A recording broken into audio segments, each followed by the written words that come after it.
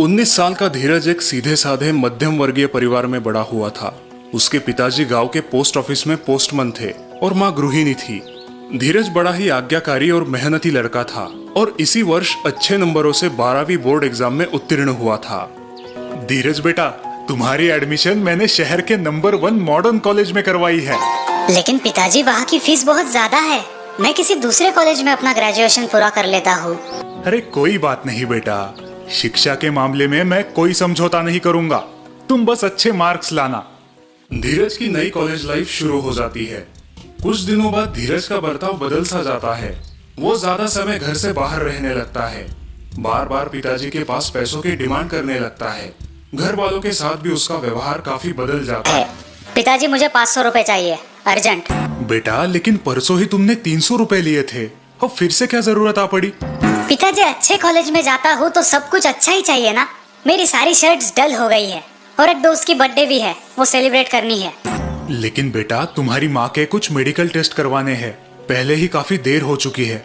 अगले महीने सैलरी हो जाएगी तो मैं तुम्हें पैसे दे दूंगा। आपकी इस मिडिल क्लास लाइफ से तंग आ चुका हूँ मैं। काश मैं किसी करोड़पति फैमिली में पैदा हुआ होता। धीरज का ध्यान अपनी पढ़ाई से हट जाता है। दोस्तों के साथ टाइम पास करना, लेक्चर अटेंड ना करना, ये उसका रूटीन बन जाता है और ऐसे ही कई दिन बीत जाते हैं। वो दिन ब दिन बेफिक्र होता जाता है। धीरज चल, आज बायोलॉजी का लेक्चर है। आज सर नया चैप्टर सिखाने वाले हैं। नहीं यार, आज मेरा मूड नहीं है। तेरे नोट्स दे दे बाद में। इस प्रकार धीरज का ध्यान पढ़ाई से बिल्कुल हट गया था। उसका बदला हुआ व्यवहार उसके माता पिता की नजर में आ रहा था। दोनों व्यतीत हो रहे थे और धीरज को कैसे समझाए, इस उलझन में फंस गए थे। सुनिए, जरा देखिए ये क्या चीज है। अरे ये तो सिगरेट जलाने वाला लाइटर है। ये तुम्हें कहाँ मिला? धीरज की शर्ट की जेब में, और शर्ट को बदबू भी आ रही है। आजकल घर भी देर से आता है। बहुत दिनों से उसे किताब पढ़ते हुए भी नहीं देखा। मैं उससे कल बात करता हूँ। दूसरे दिन धीरज के पिताजी ने उससे बात करने की कोशिश की, लेकिन धीरज बेफिक्री से बाहर चला गया। धीरज के पिताजी दुखी होकर पोस्ट ऑफिस निकल पड़े। धीरज बेटा, तुम्हारी पढ़ाई कैसे चालू है? इस बार काफी कम मार्क्स आए हैं तुम्हारे। पिताजी, कॉलेज में पढ़ाई करने जाता हूँ मैं, टाइम पास करने नहीं। पेपर स्टफ थे इसीलिए कम मार्क्स आए हैं। क्या हो गया है इस लड़के को? पहले कभी ऐसे जवाब नहीं देता था।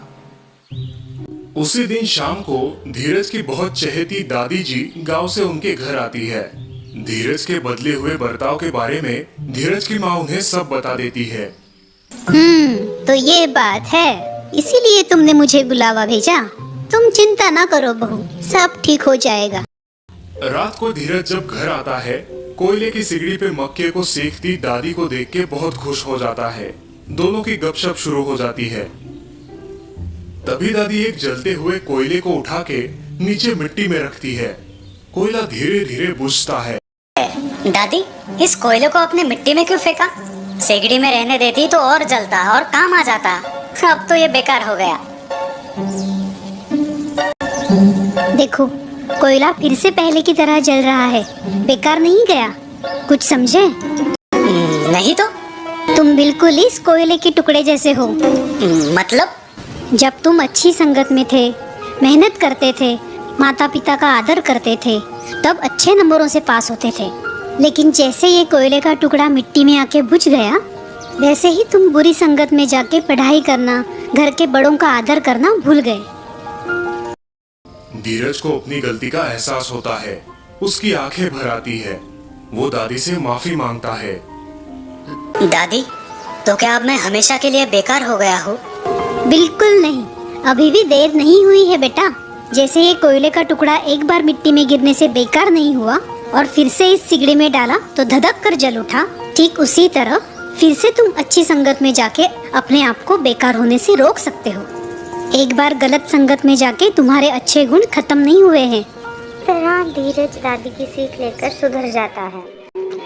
तो बच्चों, बताओ कैसी लगी आपको आज की कहानी?